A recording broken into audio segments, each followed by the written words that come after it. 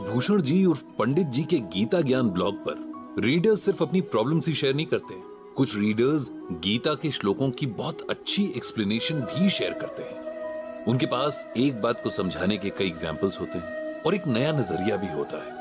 और पंडित जी इस बात से बहुत खुश रहते हैं। उन्हें कुछ नया सीखने और समझने को मिलता है। साथ ही इस बात की भी बहुत खुशी होती है कि हमारी सोसाइटी में कई लोग हैं जो बहुत सीरियसली गीता को पढ़ और समझ रहे हैं।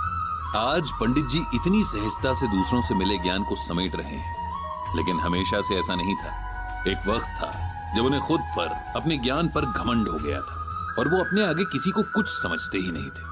फिर उन्हें कोई ऐसा मिला जिसने उनके अहंकार को चकनाचूर कर दिया।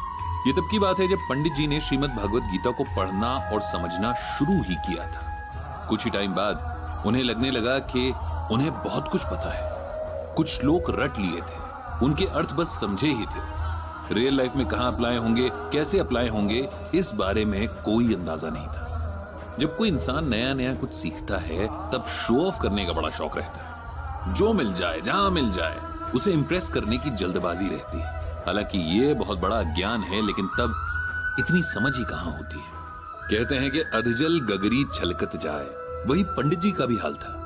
उम्र में अपने से बड़े लोगों से गीता पर डिबेट करना उनका टाइम पास बन गया था, क्योंकि ज्यादातर लोगों को गीता के बस कुछ ही श्लोक पता थे। इसीलिए पंडित जी जो भी सही गलत एक्सप्लेन करते थे सब मान लेते थे।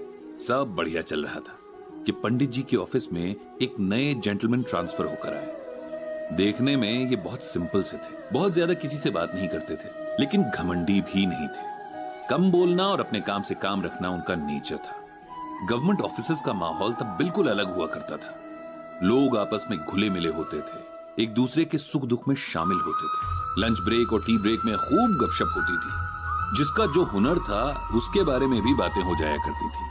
तो ये जो नए साहब ऑफिस में आए थे, इनका नाम था मनोज कुमार। लंच ब्रेक में वे सबके साथ आकर बैठते थे, लेकिन सबकी सुनते थे, बोलते बहुत कम थे। कोई किसी बात पर उनसे राय पूछता तो हल्की सी स्माइल के साथ अपनी बात रखते थे। उनकी बातों में हमेशा समझदारी होती थी। जो भी बोलते फैक्ट्स के साथ बोलते। किसी बात से डिसएग्री करना भी होता तो बहुत कामली ऐसा करते थे, और ऐसे कि अपनी बात भी रखें और सामने वाले को बुरा भी ना लगे। इधर पंडित जी तब बिल्कुल अलग हुआ करते थे, अपनी बात कहने में बहुत अग्रेसिव। सही हैं तब तो बहुत लाउडली अपनी बात रखते थे, गलत हो तब भी किसी के आगे अपनी गलती मानने को तैयार नहीं होते थे। कुछ यंग एज का असर और कुछ खुद को ज्ञानी समझने का अहंकार था जो टाइम के साथ बढ़ता ही जा रहा था। एक बार ऑफिस में एक ऐसी घटना घटी जिसने पंडित जी को एकदम बदल कर रख दिया। ये घटना कुछ इस तरह से थी। उनके ऑफिस में गवर्नमेंट की किसी योजना पर काम हो रहा था। इस योजना को 10 साल पूरे हुए थे और इसमें बहुत अच्छा काम हुआ था, इसीलिए सबको अप्रिसिएशन मिला था। ऑफिस में एक प्रोग्राम भी होने वाला था जिसमें कोई मिनिस्टर शायद चीफ गेस्ट बनने वाले थे, इसीलिए सबको अलग अलग जिम्मेदारियां दी गई थी। ऑफिस के सभी एम्प्लॉइज मिलकर तैयारी कर रहे थे। कोई सिंगिंग तो कोई अपनी पेंटिंग के हुनर दिखाने वाला था। पंडित जी को उनके बॉस ने कहा था कि वे गीता के श्लोकों पर कुछ ऐसा प्रोग्राम तैयार करें जिसमें रियल लाइफ सिचुएशंस में गीता ज्ञान को कैसे अप्लाई करना है ये सिखाया जाए। पंडित जी बड़े खुश थे कि उनकी नॉलेज की चर्चा उनके बॉस तक पहुंच चुकी है। उन्होंने एक छोटा सा प्ले तैयार किया था जिसमें कुछ कैरेक्टर्स को अलग अलग प्रॉब्लम्स थी और वो उनका आंसर ढूंढने पंडित जी के पास आते हैं। फिर पंडित जी उन्हें गीता के श्लोक सुनाकर उनका मतलब समझाते हैं और उनके डाउट्स क्लियर करते हैं। मनोज जी ने जब यह आइडिया सुना तो उन्हें बहुत पसंद आया। उन्होंने भी पंडित जी से इसमें शामिल होने के लिए रिक्वेस्ट की। पंडित जी ने कहा कि अगर उन्हें यह आइडिया पसंद है तो बिल्कुल वे इसमें कोई भी रोल प्ले कर सकते हैं। इधर बाकी सब तो अपने अपने पार्ट्स की रिहर्सल कर रहे थे, लेकिन पंडित जी को खुद पर इतना घमंड हो गया था कि उन्होंने अनाउंस कर दिया कि वे ऑन स्टेज ही प्रॉब्लम सुनेंगे और वहीं आंसर देंगे। उन्हें कुछ भी पहले से रट कर जाने की जरूरत नहीं है। सब लोग पंडित जी के कॉन्फिडेंस की तारीफ कर रहे थे। जिस दिन प्रोग्राम था सब लोग सुबह सुबह ही ऑफिस पहुंच गए थे। चीफ गेस्ट के वेलकम की सभी तैयारियां पूरी हो चुकी थी। सही टाइम पर प्रोग्राम शुरू हुआ। चीफ गेस्ट भी आ गए थे। सब लोगों ने अपना अपना काम बहुत अच्छे से किया था। सारा प्रोग्राम बहुत स्मूथली चल रहा था। फिर गीता ज्ञान प्रोग्राम की बारी आई। पंडित जी बहुत एक्साइटेड थे। आज पहली बार उन्हें छोटे ही सही लेकिन एक स्टेज से अपने नॉलेज को दिखाने का मौका मिल रहा था। एक दो क्वेश्चंस के आंसर्स तो पंडित जी ने बहुत अच्छे से दे दिए, लेकिन फिर उनकी मुश्किल बढ़ती गई, क्योंकि लोग सच में अपनी रियल लाइफ सिचुएशंस के आंसर्स मांग रहे थे। जैसे उनकी लाइफ इतनी टफ क्यों है, उनके मन को शांति क्यों नहीं मिलती, डिजर्विंग होते हुए भी उन्हें वो सब कुछ क्यों नहीं मिलता जो वो डिजर्व करते हैं, वगैरह वगैरह।